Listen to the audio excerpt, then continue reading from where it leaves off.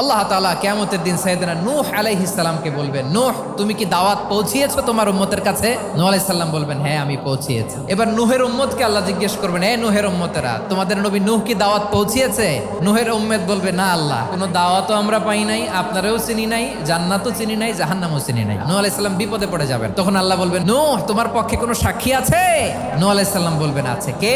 উম্মতে মুহাম্মাদি। তখন আমরা বলবো, আল্লাহর নবী নূহ আলাইহিস সালাম তিনি আপনি যা যা বলেছেন ঠিক তা তার উম্মতের কাছে পৌঁছে দিয়েছে। এবার নূহের উম্মতের সাথে আমাদের ঝগড়া লাগবে। তারা বলবে, তোমরা আসছো আমাদের হাজার হাজার বছর পরে, তোমরা কি করে জানলা? তোমাদের সাক্ষী ধর্তব্য হবে না? আমরা তখন বলবো, আমাদের কোরআনে তোমাদের নবীর নামে আল্লাহ তাআলা একটা সূরা নাজিল করেছেন, সূরাতে নূহ। দিন রাত এক করে তোমাদের কাছে তিনি দাওয়াত পৌঁছেছেন, সব আমরা জানি। আমরা যখন বলবো এই কথা, নূহের উম্মত চুপসে যাবে। তখন আমরা সত্য বলেছি কিনা এটা আল্লাহ তাআলা জানতে চাইবে বিশ্বনবীর কাছে। তখন বিশ্বনবী আমাদের পক্ষে সাক্ষী দিবেন। আওয়াজ করে বলেন আল্লাহু আকবার।